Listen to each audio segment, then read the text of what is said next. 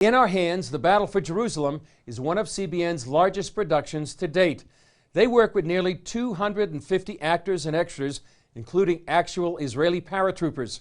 Every line of dialogue comes from records or diaries and interviews, and many of the battles were actually filmed in their exact locations. Ephraim Graham sat down with some of the members of the cast and crew to see how they made this epic film.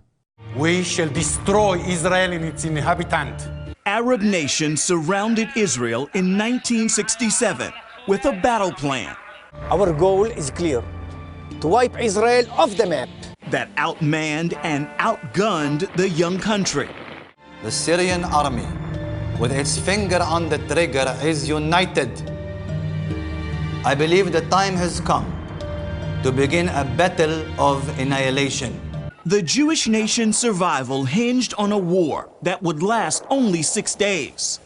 Those days are relived in the film In Our Hands, The Battle for Jerusalem, through the compelling stories of Israeli paratroopers. If you leave here, you won't be coming back.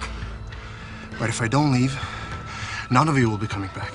Production for In Our Hands took just under a year to complete, and one of the most pivotal battle scenes was shot right here at Ammunition Hill. We did the shooting on this Jeep right here. This was actually originally Motagur's Jeep, the character played by Sharon. On location at Ammunition Hill, we talked with actors Idan Barkai and Sharon Friedman. My grandfather, Aaron, was in the siege on Jerusalem before, and he was telling about it to me when I was young, and it was like, you know, it's like unbelievable that I'm playing like the one that released the city and take it back, which is the place that my grandfather used to be here, like, unprotected. Sharon plays 55th Brigade Commander Motagur. Idan plays Chief Intelligence Officer Arik Akman. You want me to plan an entire war in 2 days? Yes? I'm at the university full time. I'm about to take my final exam. So, you'd better get to work. Both of these gentlemen, very impressive in terms of their lives, and they're real life people. Yeah. Were you nervous about portraying people who people celebrate and are heroes? You feel obligated to honor that person, but he's just Arik Ahmon is such a great person. I was humbled, I just tried to do my best, tried to give out the emotion and the tension of the moment I was in. Me myself, I served the army, but I never really fought in big, great wars, fortunately. This film hits close to home for many cast members. I myself was in the army in the paratroopers, so I could give my input to the parts and the movie, but it was more real than just a memory of the Israel history. Ishai Ben Moshe plays 71st Battalion Commander Yoram Zamosh. Were there any scenes that were difficult for you, or the most memorable scene for you? What was it? The most memorable was with the actress Ruth Farhi, who plays the woman that gives me the flag of Israel to put on the wall. It was a very emotional scene. I brought you a flag. This flag flew in the old city before we left in 1948. When you get to the wall, I want you to hang this flag. Of course. It will be our honor. Action. Guiding these emotional scenes, producer and director Aaron Zimmerman. There are so many amazing human stories. I didn't want to do a dry documentary, where you have old footage and you're saying, well, this regiment moved here and this regiment moved here. Of course, this being a film about war, there's a lot of darkness in it. But I felt like there's also a lot of light in the film as well. It was intentional to end on a high note, but it was also my intention not to give an empty, hey, yay, war, we won, because there was so many casualties. And there were so many injuries and people who, both mentally and physically, were never the same after that war. Tell me who.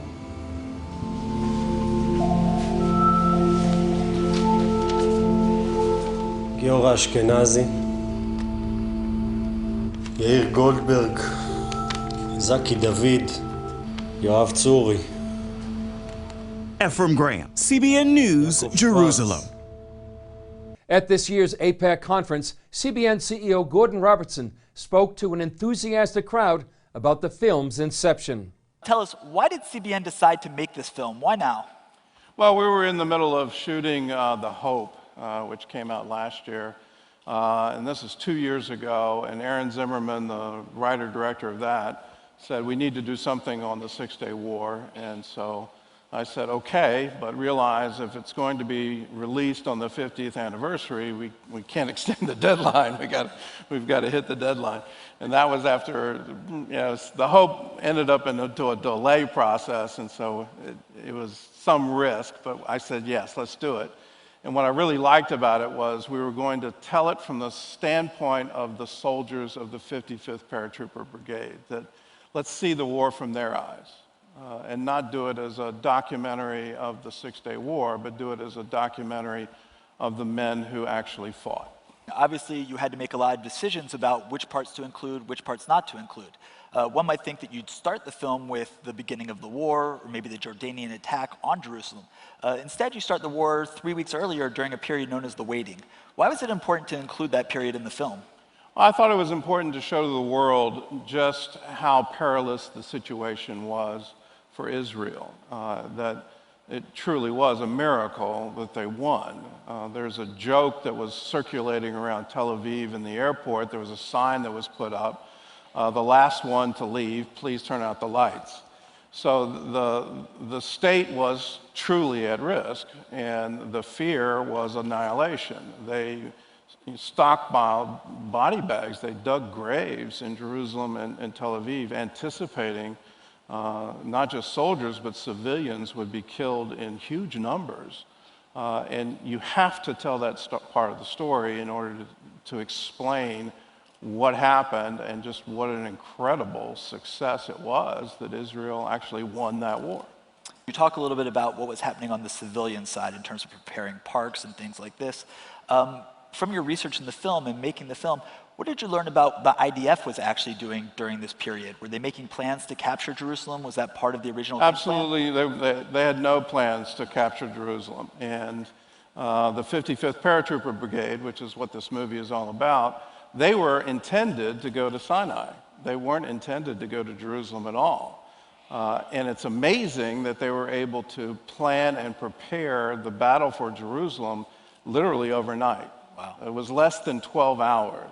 I think one of the great heroes, you don't hear his name a lot, Arik Akman, he was the intelligence officer. He put together the battle plan. And that was the plan they executed on. And he literally had hours to put that plan together. Wow, that's absolutely amazing. I know that we put this conference together, we work on it for all year long, and for somebody to do it that quickly for a conquest like that is amazing. And you should know, you were in the idea. I was.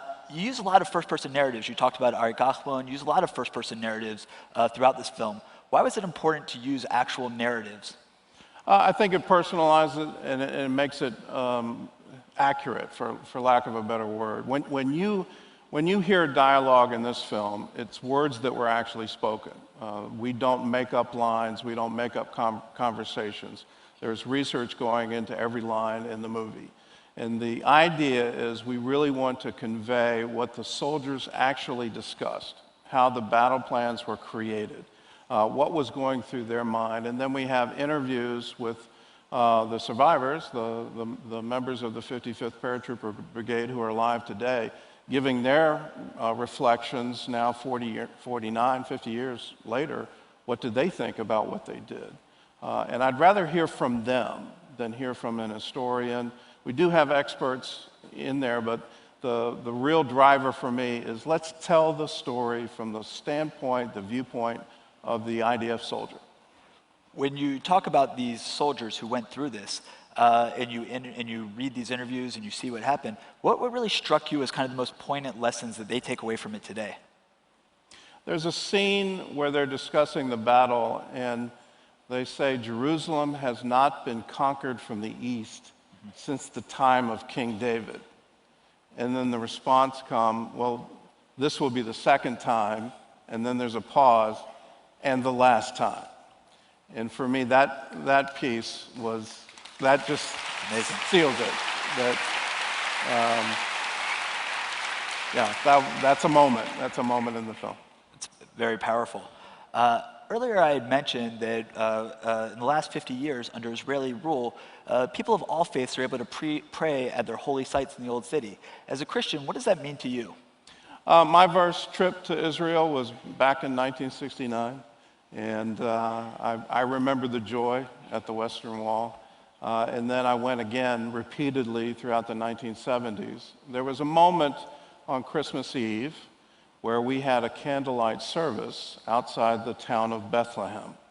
And so we're on a hill overlooking, and Bedouin shepherds wanted to see what these crazy Americans were doing with candles on Christmas Eve, and they brought their flocks up. They were watching over their flocks by night. It was a moment when we shared a service with Bedouins with their sheep overlooking Bethlehem. Today, I can't go to Bethlehem. It's not safe for me to do that. And so when the UN comes out and says East Jerusalem is under a blatantly illegal occupation, I go, no. To turn East Jerusalem over the Palestinians, as a Christian, that means I can no longer go to the Church of the Holy Sepulchre. I can no longer go to the Garden of Gethsemane. I can no longer go to the Mount of Olives. I can no longer go to the Western Wall. I can't imagine an Israel like that. Wow. Well, Gordon, thank you very much. I look forward to seeing the full film. Thank you very much. Thank you.